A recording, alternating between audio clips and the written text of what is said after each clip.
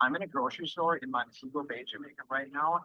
Prices here are absolutely crazy. Half a watermelon is $11. What? This tiny bag of Cheetos is $6.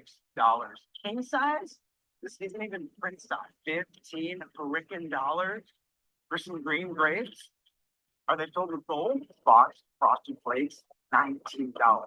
$19. $19. $4.40 for one red ever. A Jack's pizza, the crappiest, the worst frozen pizza of all time. $7.50. How do Jamaicans afford to live? Krabby Chips Ahoy cookies for $8.50. Come on, bro. This might be the craziest one yet. $8.50 for just two. Local Jamaicans, help me out. Make it make sense. Why is everything so ridiculously expensive at the grocery stores here in Montego Bay? Like, I literally feel like I'm in Switzerland. Sometimes we need a foreign perspective, a foreign outlook, and somebody from abroad to shed light on what is happening in Jamaica. Because a lot of times we tend not to believe our locals, those who are calling out the weak points in our Jamaica or the weak points of our Jamaican economy. I think that lots of people like to shout, nay, that's not true. The economy is doing fantastically well. That is the news that, multilateral institutions like the IMF and the World Bank and these business what rating companies, these business rating agencies located in New York on Wall Street like to say that the Jamaican economy is doing fantastically well and there is nothing to worry about. There is nothing to be concerned about. And that is what we have been told. But is that true? Now, you can see from what the gentleman was suggesting that the prices of food are just astronomically high. And he's wondering, coming from the United States, how is it that people really survive in Jamaica? And that is why you have scamming and you have the high murder rate, the high levels of criminality in Jamaica, because we are suggesting we're speaking lies and they're scamming from the top to the bottom.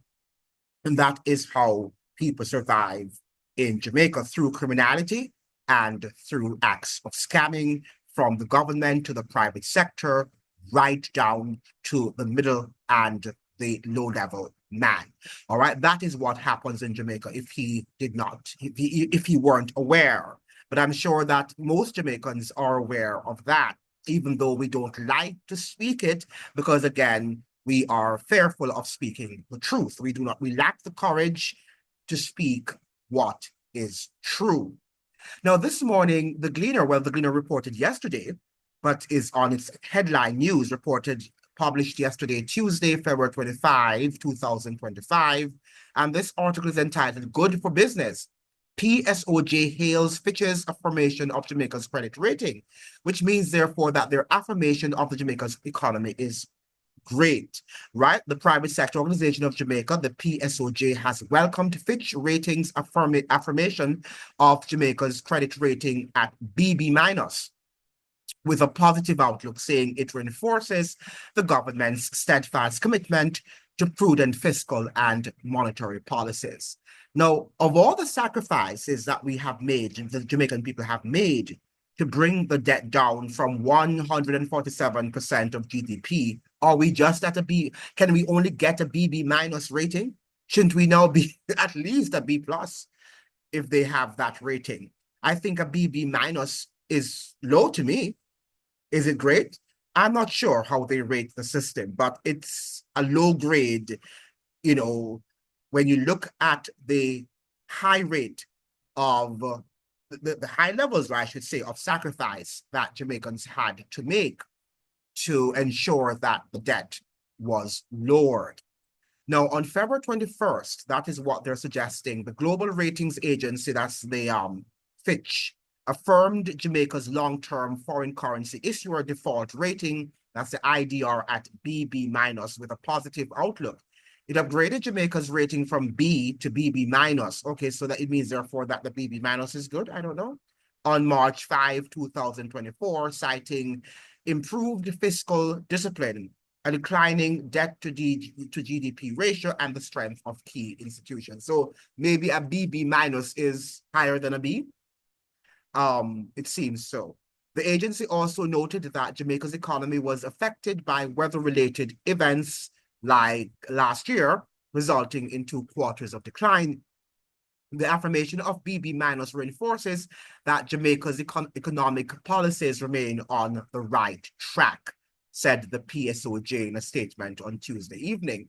So they can say that because what is happening is that they are benefiting from the austerity. Obviously, the PSOJ, the Jamaican Private Sector Organization, are benefiting from, the members are benefiting from the austerity that has been imposed upon the people because it is their debt. It's not Jamaica's debt, right? The debt that has been accrued is their debt, not the ordinary Jamaican, not the Jamaican citizens' debt that they're actually paying down. They're paying down their debt and they're benefiting from whatever policies that were made in the interest of their partners and colleagues. Now, it also pointed to Jamaica's declining debt trajectory is projected to fall to 66.3% of GDP in fiscal year 2025-2026 from 70.8% this year. So we're about to fall. That's what they're projecting. So austerity is still being posed upon the Jamaican citizens, positioning closer to the medium-term target of 60% by fiscal year 27-28. So we are almost there where we're going to be at 60% of GDP, and they are, putting gas on the wheel, right? They are accelerating the course that we're taking to move from 70% to 60% of GDP. That is incredible. So that is what is happening in Jamaica. But, we can see here where the foreigner was suggesting that he doesn't know how people survive in Jamaica with a high cost of living. And this morning, I was also listening to another Jamaican young lady who said that she went to the supermarket with 5,000 Jamaican dollars to see what she could have bought. Well, she said she wanted to prepare a pot of soup, right? Just because it was raining and Jamaicans love to drink their soup, something warm in her body. And she decided to go to the grocery store, to a grocery store near her home. And when she went there, she said she picked up a few items, just a few items for the soup. And I think she picked up probably 2 juices here or there. And the price was almost going over $5,000 with a few grocery items. $5,000 could not have secured her the few items that she had purchased at the supermarket. Now, that is very, very concerning, to say the least, that our people, how do they really survive in an economy that they're telling us, the people who are the experts are telling us are doing fantastically well. And they're joined by these foreign international companies who, are sounding the alarm that, yes, we're doing well, which makes, the voice or the voices of people like myself drown because you're saying these are the experts. They should know better than the average man, than the layman. But I must let you know that oftentimes experts don't know anything, right? They're just, cherry picking data. They're just cherry picking what they would like to disclose to you while leaving out the real everyday aspects from their research. So you always have to bear that in mind. Now, I would like to share with you an article that was written in Counterpunch. Let me see if I can share my screen with you so you can see some of the arguments that are laid and outlined by this writer. Let me get here to my screen and get on to business, right? I think I had it here. And the title of this article was "The IMF and World Bank Await Elon Musk." And he was suggesting here that Elon Musk is imposing austerity on the United States citizens. However, because he's suggesting that there's too much waste in the economy, and there is a lot of waste, including in Jamaica. But as the writer is suggesting, what he should be prioritizing is not the organizations that he's doing, and cutting people's Medicaid and their Medicare and other federal assistance programs, right? He should be targeting he says that it's not a multilateral institution. The IMF is not. It is really owned and dominated by the United States, the IMF and the World Bank. And he opens up his article by saying, I think that Elon Musk and his Department of Government Efficiency, the DOGE, have been misinformed. I don't disagree with their shutting down USAID or USAID, but I think it's rather small fry, which is true. There are much, much bigger fish to fry if you want to really save US government money that is being wasted in programs that are mischievously justified as aid to the poor people of the world. Elon, hear me out and listen to what he's saying. If you walk northwest from your headquarters at the Eisenhower Executive Building along Pennsylvania Avenue, you'll come after one long block upon two of the buildings squatting beside each other. One is the World Bank, the other is the International Monetary Fund, IMF. You can actually just walk in and demand to look at their books since they are extensions of the US government.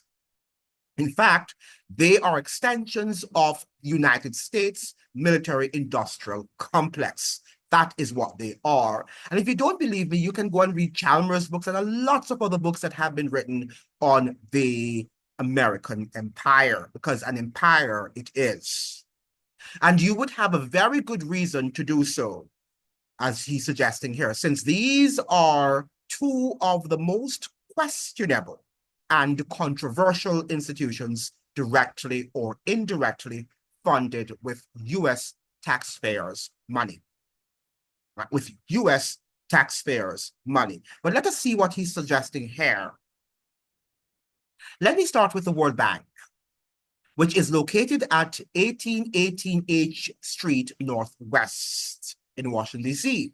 This institution has so-called development projects throughout the global South, otherwise known as developing nations or countries.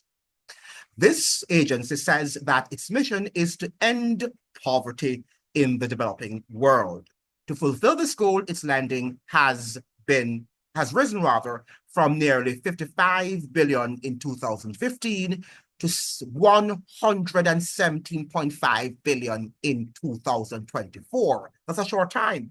In 2015, he's suggesting that the budget of the World Bank has augmented from 55 billion to 117.5 billion US dollars. Yet, despite this massive increase, the bank admits that global poverty reduction has slowed to a near standstill, with 2020 to 2030 set to be a lost decade. Some 3.5 billion people, or 44% of the globe, remain poor. And a lot of times when we say poor, this is abject poverty we're talking about. After decades of massive World Bank lending, as a major part of this reason is that World Bank programs have created poverty instead of alleviating it. Let me repeat that. A major part of the reason is that World Bank programs have created poverty instead of alleviating it. That is what we have to understand. So when the World Bank and these Fitch organizations are suggesting to you that you are doing well, you've got to take stock and think to the contrary. Okay? You must understand that. To manage its operations, the bank's full-time staff rose from nearly 12,000 in 2015 to over 13,000 in 2023. These figures are just the tip of the iceberg. If one includes all employees, permanent, non-permanent, contractual, part-time, throughout the world, the bank employs close to 41,000 people.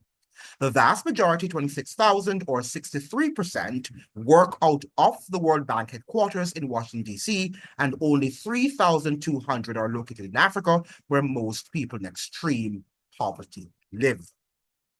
So this is the reality of the World Bank, who will tell you that poverty, might have declined in a country or two. Well, now they have to admit that poverty is actually on the rise, even though funds to relieve poverty have been augmented at the World Bank. Right? So tell me the logic. What's going on here? The bank's economists, right? Listen to what he's saying and think about the Dr. Nigel Clark in light of what his pronouncement here in this paragraph is.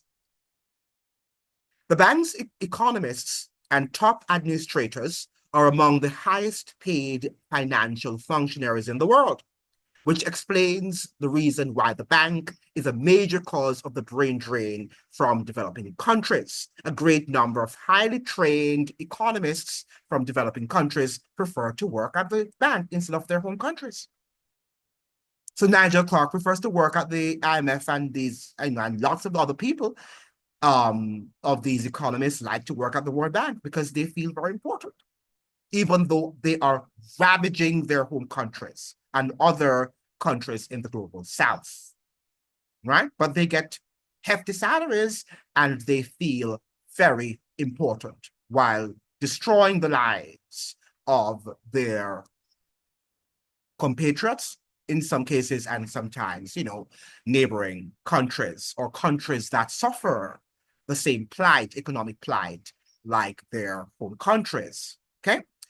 With some going straight from Ivy League or British graduate schools to Washington, D.C., many within the bank and the International Monetary Fund complain about the South Asian mafia, that they claim controls employment opportunities for economists and higher level staff in the two organizations. So while they're complaining about what is happening in Asia and maybe what is happening in Jamaica, but they don't care about what is happening at the International Monetary Fund and also its sister organization, the World Bank.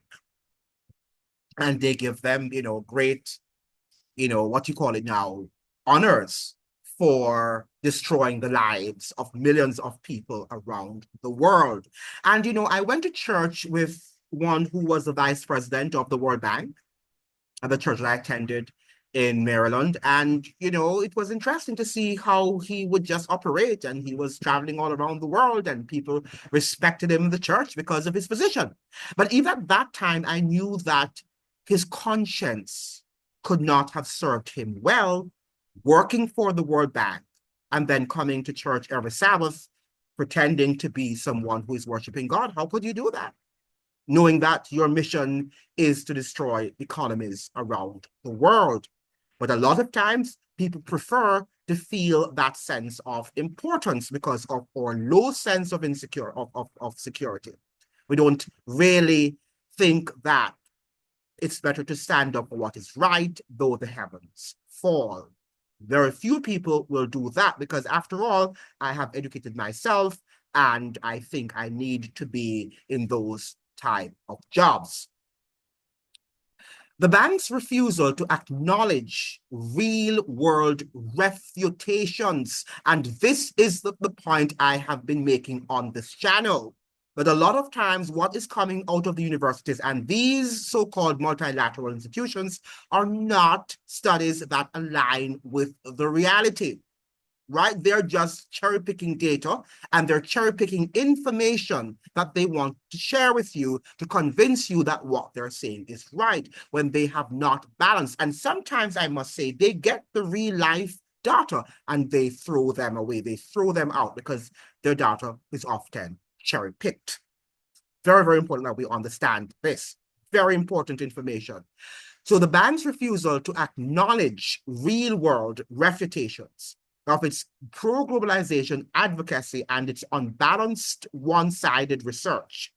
Unbalanced one-sided research led to justifiable rejection of its advice by the people who were suffering from the policies it was implementing, confessed Paul Collier, head of the bank's research development department of the bank from 1998 to 2020 to 2003. And listen to what he's saying here.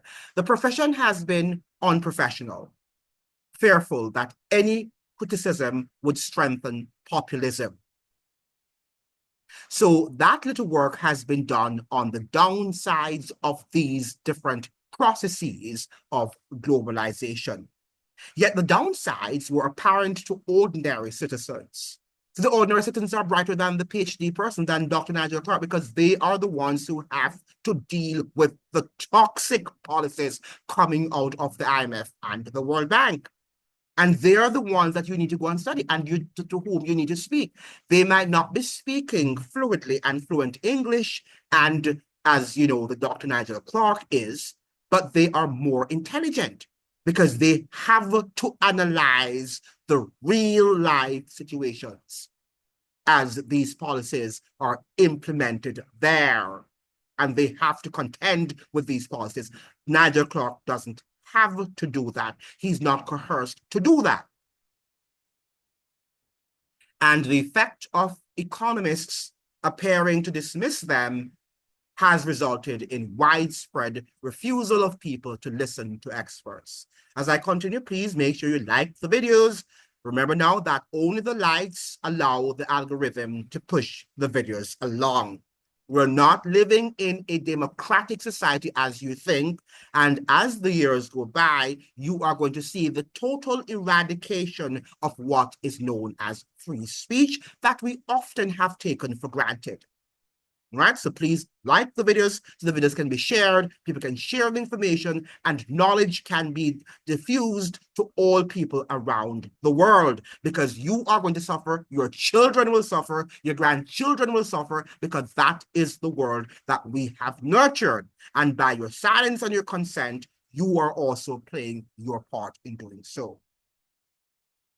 For my profession to re-establish credibility, we must provide a more balanced analysis in which the downsides are acknowledged and properly evaluated with a view to designing policy responses that address them.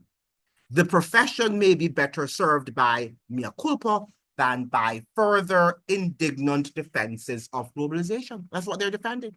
They're defending everything that the IMF and the World Bank utter, because their understanding is that they need this one world government, right?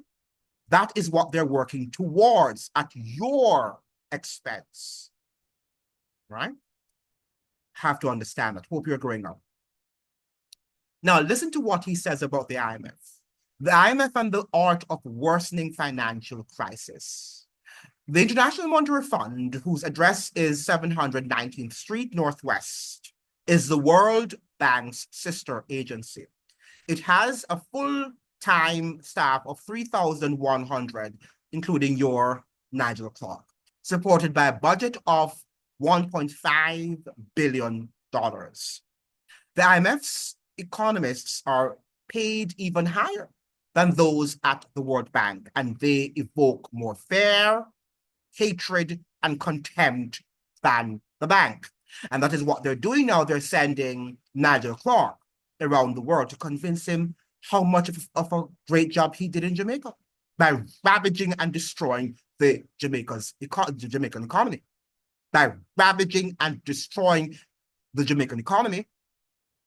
But he is being, of course, he's already brainwashed, and he's going around the world, letting the world know that the IMF has changed and she is someone who you need to develop and to grow your economy, which is the complete opposite. And it is a patent lie that Nigel Clark and his minions are running around the world telling the world that is not true. The IMF has an equally controversial history. It has a record of coming in to supposedly assist developing economies in crisis, like that of Jamaica in 2013, only to make matters or things worse.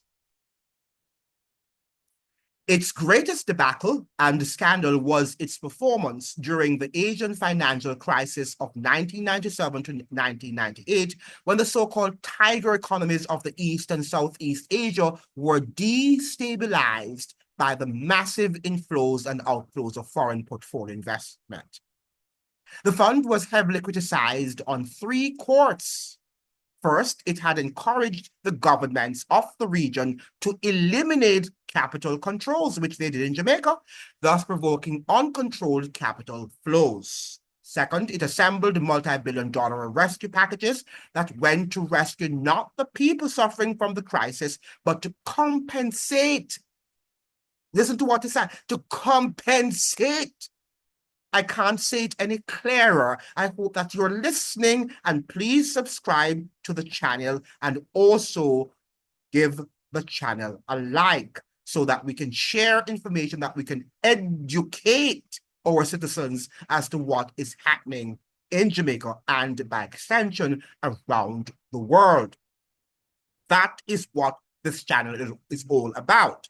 But we prefer, for the most part as people, we prefer all of these propaganda, right? And sensational news items, and not items that require that we think and we become, citizens who are empowered. Now, where did I stop here? So make sure you like the video. So we have here suffering from the crisis, but to compensate the foreign financial speculators. So all of this, surplus that they're telling you, there's no surplus there. They're giving all that money to their financial speculators. Because remember now that if you study the history of the IMF, you'll understand that in the 1980s, when Mexico defaulted on its debt and some other countries, that the IMF lost. So after that decade, right, the IMF decided that they would make sure that the rules or conditions that the new conditionalities have, the new conditionalities crafted would ensure that they don't lose their monies. So they would say to you that you have to have this to have surpluses, but the surpluses are directed to them. Got it? So it's not there to say you're saving, you're cutting to save. That is not what they're doing. If they're cutting to save, they're cutting to save and to compensate. Their saving is to compensate, right? The financial speculators, the foreign financial speculators. It's not to invest or reinvest into the economy. I hope you're getting it, okay? Now, where am I? Thus encouraging moral hazard or irresponsible investing. Third, it's measures to stabilize the damaged economies, intensify the crisis. Since instead of encouraging government spending to counteract the collapse of private sector, it told the governments to radically cut spending. So we're not building any industries in Jamaica so that we can build the economy. The economy is being contracted. That is what they're doing in Jamaica. So when they're telling you that it's a great economy, it is not. In fact, it's contracting and it's going to collapse right before our eyes, leading to a pro-cyclical negative synergy that ended in deep recession. Listen to what he's saying here, because I have to end this here. In just a few weeks, 1 million people in Thailand and 22 million in Indonesia fell below the poverty line. The only country that contained the crisis was Malaysia. And it's true, because I've read this over and over again in Chalmers Johnson's books, which refused to follow the fund's dictates and imposed capital and currency controls. So Malaysia was spared because it did not follow slavishly the policies dictated by the International Monetary Fund and the IMF and the World Bank, Malaysia did not follow slavishly the policies dictated by the IMF and the World Bank, right? Let me correct myself here. So disastrous, and I'm going to end here, were the IMF's interventions that George Shultz, President Ronald Reagan, Secretary of the Treasury, called for its abolition for encouraging moral hazard. And prominent economists like Jadish Bhagwati and Jeffrey Sachs, who you see running around the world right now and talking stock, accused it of provoking global macroeconomic instability. Not stability, but provoking global macroeconomic instability.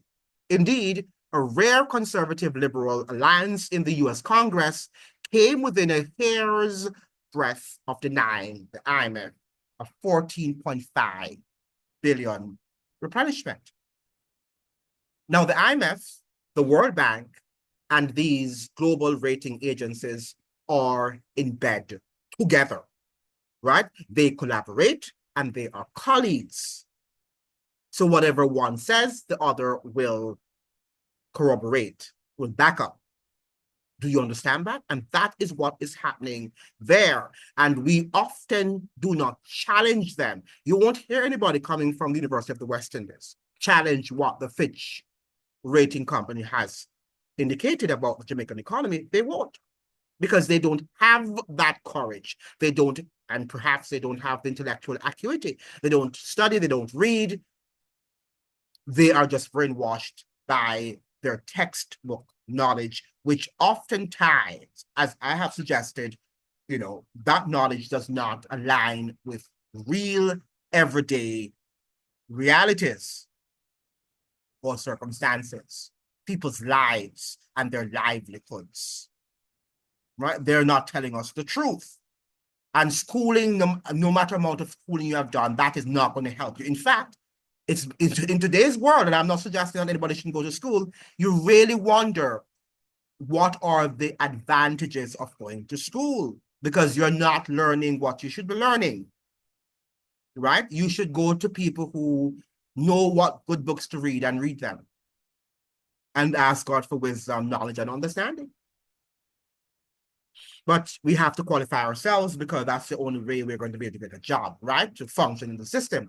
But one of the things that is interesting is, how do we work for the system while seeing that the system is damaging and ravaging our lives? I couldn't work for the World Bank. I applied to them, I think, twice. But God knows I could not work for them, because I would definitely be questioning what they're doing. I know what they're doing, but I would even get more insight if I were to work for them there, to see upfront what is happening and the toxic policies that they are implementing in these different countries. But there are people who think that it's a wonderful thing to work at these institutions and to make and to generate high salaries, right? And they feel very important.